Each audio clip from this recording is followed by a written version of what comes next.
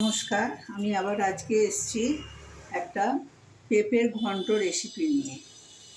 কড়াতে তেল দিচ্ছি, বেশি তেল দেবো না। পেঁপে তো খেতে চায় না বাচ্চারা, একটু এরম করে রান্না করলে তাহলে ওরা একটুখানি খায়। এতে তেজপাতা ফোড়ন দিলাম, অল্প করে তেল দিলাম কারণ আমার এখানে আলু ভেজে একদম পুরো সেদ্ধ হয়ে আছে। এখানে পেঁপে ভেজে রেখে দিয়েছি, পেঁপেও সেদ্ধ হয়ে গেছে, এই দেখুন সেদ্ধ হয়ে গেছে। আর এবারে দেবো জিরে, একটু জিরে ফোড়ন দেবো,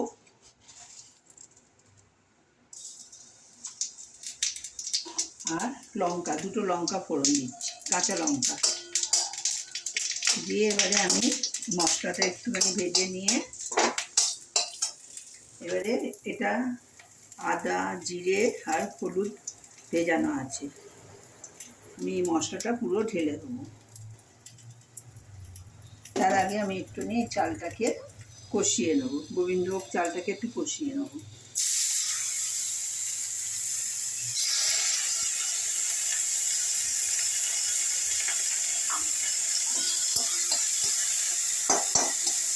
একটু ভাজা ভাজা করে নেবো, তাহলে তাড়াতাড়ি সেদ্ধ হয়ে যাবে। অনেকক্ষণ ভিজিয়ে রেখেছি, মোটামুটি নরম হয়েই গেছে।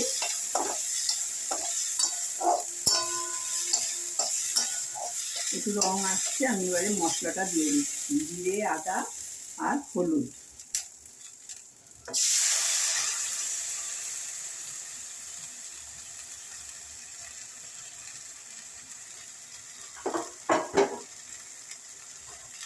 পেঁপে সব খেতে চায় না, এরমভাবে রান্না করলে একটুখানি চালের একটা গন্ধ থাকে, ভালোই লাগে খেতে।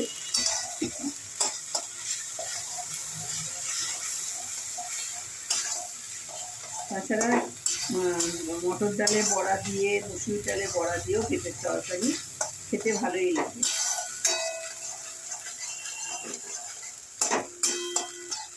এবার এটাতে একটু নুন দেবো, আমার সবেতেই নুন দিয়ে ভাজা আছে, অল্প করে নুন দেবো। নুন ঝালটা একটুখানি আপনাদের নিজেদের মতন করে নেবেন, আমার ঝাল কমই দিয়ে রান্না করি। চিনি দিয়ে দিলাম একটু,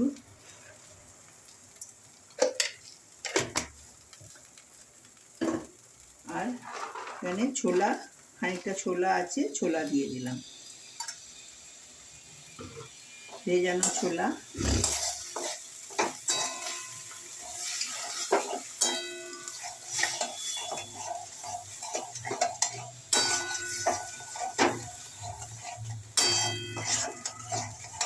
এই কষাতে কষাতে চালটা আর একটুখানি ভিজে যাবে।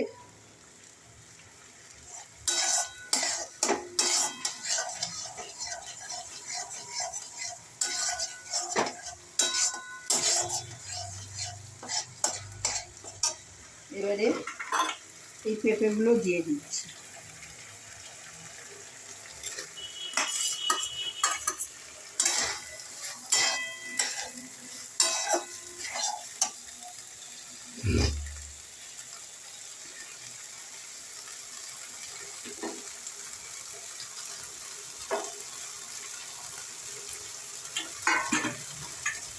কটা চাল এতে পড়েছিল দিয়ে দিলাম।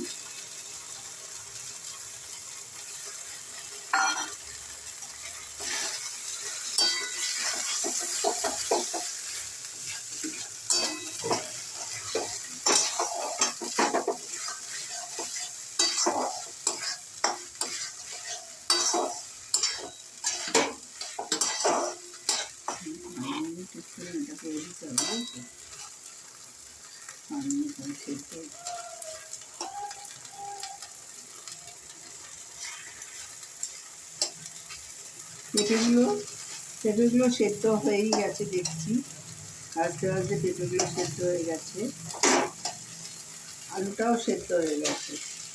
কষতে কষতে চালটাও গোবিন্দভোগ চাল তো, কষতে কষতে এটা সেদ্ধ হয়ে যাবে।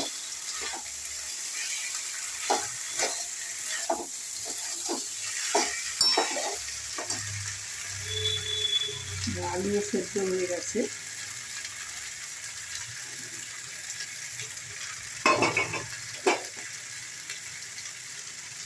এই মশলা ধোয়া জলটা দিয়ে দিলাম। একটু পেঁপে রাখা ছিল, এই জলটাকেও দিয়ে দিচ্ছি।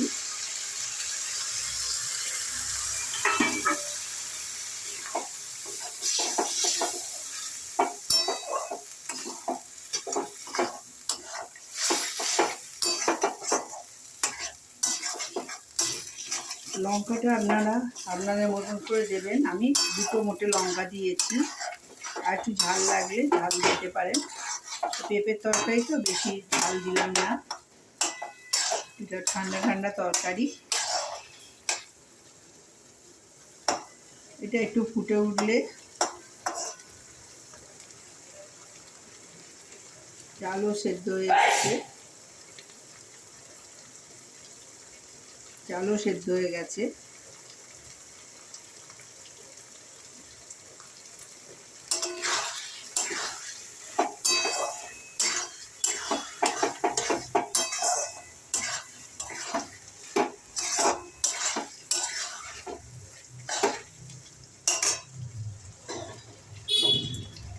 আর একটু জল দিয়ে দিই,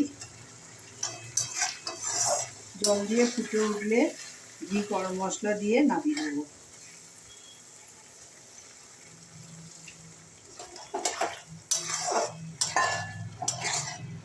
নমস্কার, আপনারা এটা করবেন গরমের সময়, এরকম ঠান্ডা ঠান্ডা তরকারি পাতি আপনার খেতে ভালো লাগে। ভালো শেয়ার করবেন, লাইক করবেন, শেয়ার করবেন। নমস্কার।